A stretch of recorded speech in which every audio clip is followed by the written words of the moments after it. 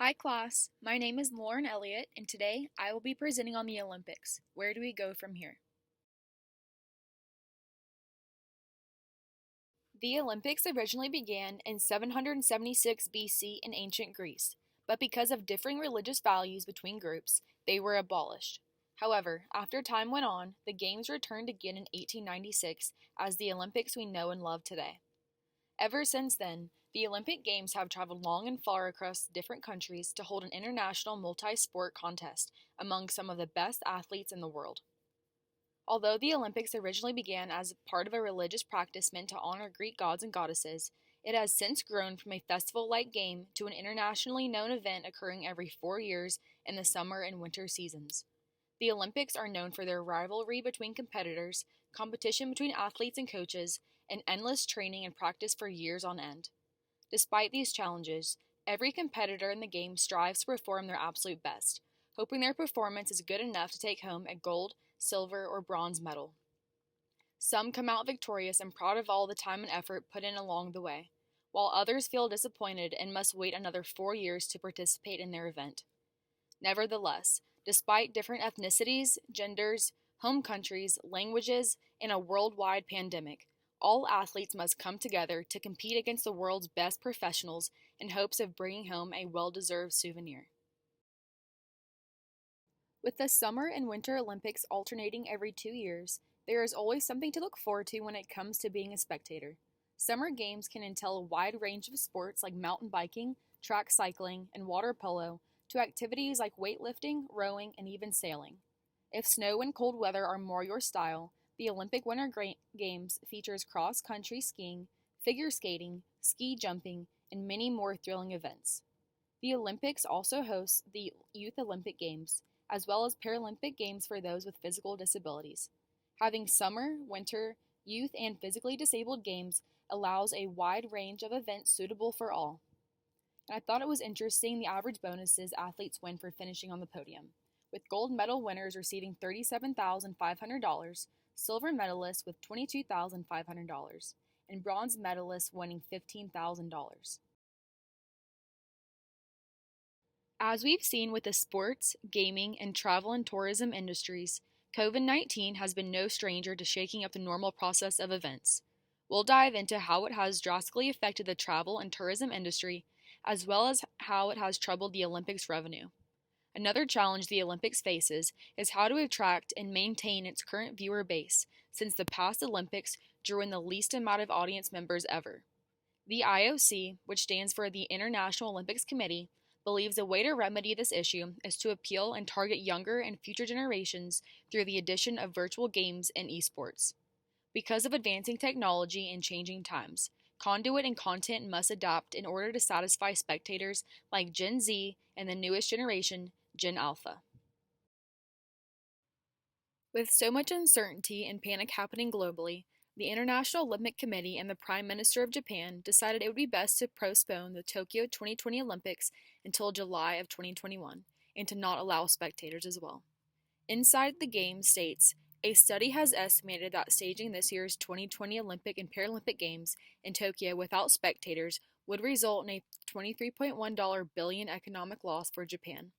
This large sum makes up roughly 90% of the intended revenue from the games, in addition to an astounding $2.8 billion added to the overall cost of hosting. Not only were there millions of disappointed and upset consumers who bought tickets, but the lack of visitors also negatively affected Japan's economy for several reasons. Of course, spectators and tourists alike bring in an immense amount of income and increased consumption from places like tourist attractions and shops to local restaurants and hotels. Many Tokyo natives renovated or expanded their businesses, expecting an influx of visitors during the games. Instead, these business owners struggled to make ends meet, and even during the week of the games, few if any stopped by producing little to no profit in times of despair and fear. Not only did Japan's economy suffer due to postponing the games, but the Olympics revenue also took a hit. The Olympics states on their website, the Olympic movement's revenue comes from various programs, such as the sale of broadcast rights like TV, radio, and new media, international and national sponsorships, and the sale of tickets and licensed products. As we've learned over the course of the semester, Ticket sales, media exposure, and merchandise especially bring in the majority of revenue, so when things don't go as planned, it is costly to recover from. Almost everyone involved in the games was negatively impacted, and broadcasting networks were no exception. With the Olympics being one of the world's largest events, it is no surprise it also has the largest TV audience. Forbes writes that NBC lost $1.2 billion from advertising revenue alone, which means every advertiser who paid for a commercial time slot lost money while attempting to market an event that would not occur, at least for another year. Any potential licensed merchandise and ticket sales would soon plummet, leaving the Olympics between a rock and a hard place since they make much of their revenue from these sales and advertisements. Sports Illustrated writes that NBC saw the smallest audience ever from the 2022 Beijing Olympics. This means there was a 42% decrease since the 2018 Winter Games, and a 26% drop since last year's Tokyo Olympics. As overall network television ratings have declined, so have Olympic ratings too. However, streaming audiences have increased by roughly 78% through platforms like Peacock, NBCOlympics.com, and the NBC Sports app. With more and more people consuming TV through their smartphones, it comes as no surprise streaming platforms directly support increasing viewership. The upcoming video further explains the challenges NBC faces in response to decreased primetime viewership. Since viewership has declined through old conduits like network broadcasting and increased through streaming platforms, the Olympics realize how much technology impacts both its athletes as well as its spectators. So, as technology continues to improve, the IOC has decided to add the virtual series. Like what was covered in the gaming module, esports is on the rise and popular as ever, thanks to advanced technology in an increasingly virtual world. Introduced only a year ago, the Olympic Virtual Series encourages gaming enthusiasts to participate in 5 total events, including baseball, auto racing, rowing, and a couple of others. With esports players averaging between 16 and 18 years old and usually retiring in their early 20s, it is clear who the target market is with the addition of the virtual series. The current IOC president, Thomas Bach, stated that this new extension of the games specifically focuses on youth. The marketing strategies for this market are endless due to their increased and consistent online presence.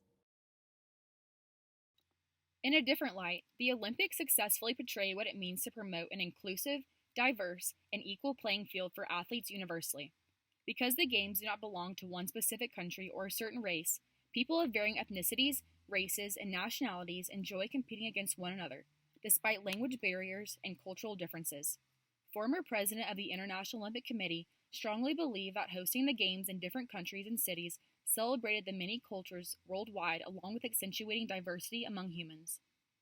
Additionally, the Special Olympics is an organization home to over 5 million adults and children with physical and intellectual disabilities.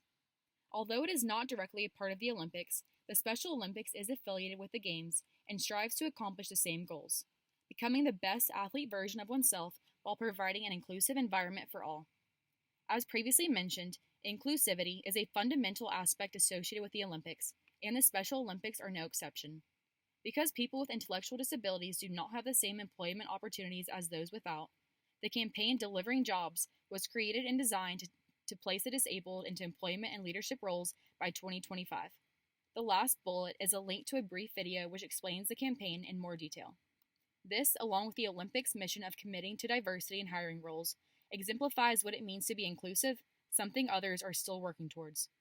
Hiring a diverse group of employees promotes creativity and success, and paves the way for future workers as well. Marketers and advertisers appeal to viewers through the 4 C's, which play a vital role in relation to the Olympics.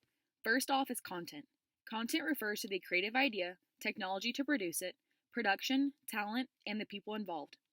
In this case, the true content are athletes and players, coaches, producers, and the country in which the games are held, and any logos and trademarks associated with the Olympics. Next is conduit, which is the process of delivery like where and how. Watching the Olympics on TV via a broadcasting network or getting live updates from an app via Wi-Fi are one of the most common distribution channels. Consumption asks the question of how the consumer uses the finished product and with who they consume it with.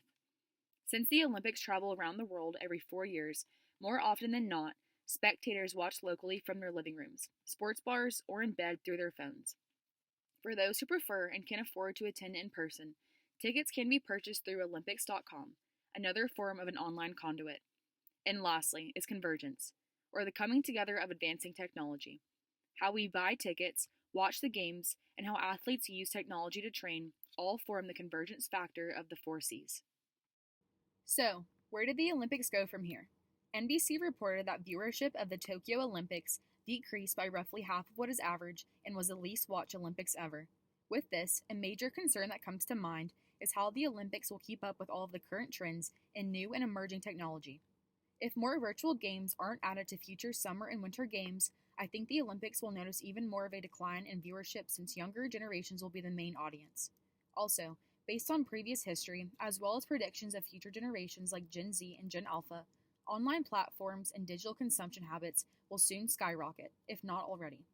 Streaming platforms will be used more so than cable networks and will allow viewers more convenience and accessibility.